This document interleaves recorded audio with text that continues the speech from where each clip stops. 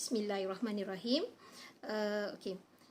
Bila kita sebut tentang antibody ataupun imunisasi, dalam erti kata sains immunoglobulin, mungkin orang agak pelik kerana kebiasaannya bila kita bercakap tentang antibody, tentang imunisasi, biasanya diperkatakan oleh pengamal perubatan.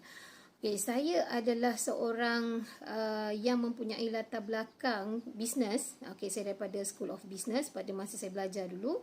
Lulusan perbankan, lebih kepada marketing.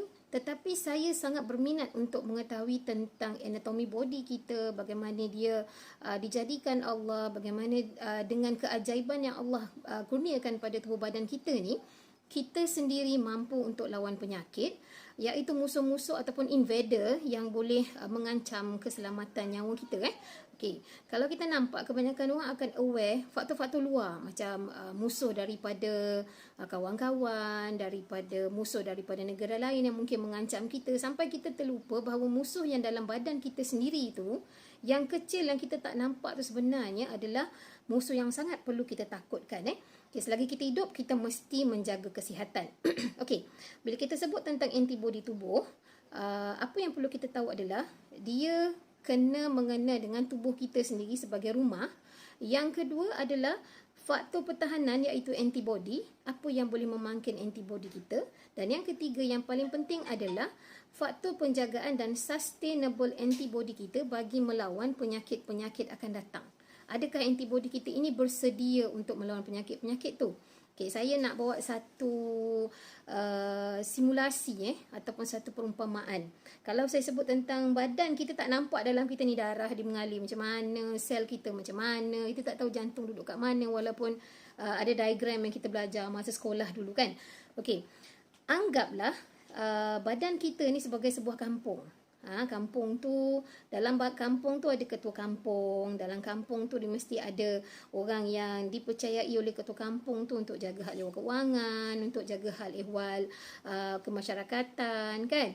Jadi kampung tu adalah kita. Okay, satu masa kampung kita ni didatangi oleh stranger ataupun orang yang kita tak kenal yang katanya nak menumpang. Jadi dia jumpalah Pak Maon ni. Pak Maon ni ketua kampung. Dia cakap, Pak Maon, saya dengan isteri saya ni tak ada rumah Pak Maon.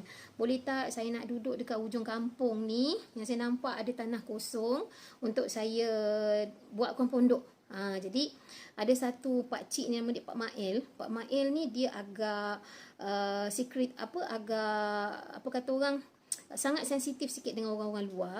Jadi apa kerja Pak Mail ni, dia mengintip, dia mengintai dan dia cuba cari tahu siapakah si Polan dua orang ni yang kita namakan mungkin Encik Adi dan juga Kak Timah. Ada dua orang ni lah. So Kak Cik Adi dan Kak Timah ni adalah orang yang kita tak kenal. So Pak Mail ni kerja dia mencari tahu siapa orang ni. Dalam masa yang sama Pak Maon ni dia terima je.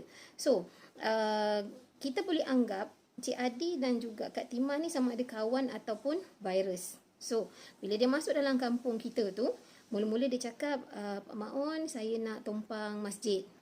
Kan nak buat ibadah lah apa semua. Lepas tu dia nak balai raya pula. Lepas balai raya pula, mula-mula nak pinjam. Lepas tu dia cakap, okey, balai raya ni saya nak jadikan tempat operasi saya. Lama-lama daripada kampung tu, dia tumpang. Lama-lama kampung tu jadi kampung dia. So, Pak Mael ni dah rasa tergugat, dah rasa keadaan kampung tu dah terancam, dek kerana Encik Adi dan juga Kak Timah ni yang mula-mula kata nak tumpang, tapi lama-lama dia dah jadi pemastautin tetap secara haram dekat dalam kampung tu. Jadi boleh nampak tak, kampung tu daripada harmoni sebelum ni dah jadi huru-hara. Jadi Pak Mail ni yang kita kata dia sebagai perisik lah dah dapat tahu dah bahawa mereka berdua ni adalah orang yang wanted oleh polis, orang yang memang kita tahu dia selalu menimbulkan kekacauan. So bila kekacauan tu berlaku, menyebabkan ada beberapa part dalam kampung tu menjadi satu huru-hara. Mungkin ada rumah orang yang terpaksa dirampas, yang diambil secara rampas, ataupun tanah orang tu diteroka secara rampas, yang akhirnya dia claim itu dia punya. Adalah kuasa-kuasa yang digunakan untuk menyebabkan, yang hingga menyebabkan penguasaan kampung tu sepatutnya jadi orang kampung punya, tapi jadi dia punya. So nampaklah macam itulah virus sebenarnya dia masuk dekat dalam badan kita. So apa yang saya nak tekankan di sini adalah kerana pandemik COVID ni, saya perasan rata-rata kita hanya risau tentang kenaikan kes, tentang bagaimana virus tu merebak secara meluas.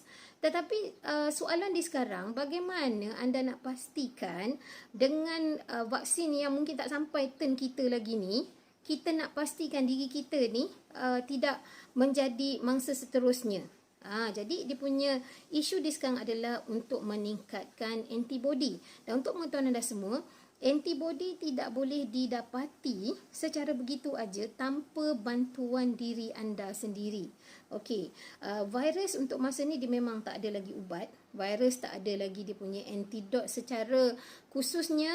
Virus tu dia kena dihapuskan oleh tindak balas badan kita sendiri. Jadi maksudnya, kalau kita tak bantu diri kita untuk menghapuskan virus dalam badan kita, dia akan berumah, dia akan menjadi pemilik seterusnya pada tubuh badan kita, seperti mana Encik Adi dan Kak Timah yang akan ambil kuasa daripada Pak Maun secara paksa. Saya harap orang boleh nampak apa yang virus tu buat dekat dalam tubuh badan kita. Kalau sebab saya cakap secara saintifik, saya takut anda tak faham apa itu virus yang menyebabkan tubuh badan kita ini dikuasai sehingga menyebabkan kematian.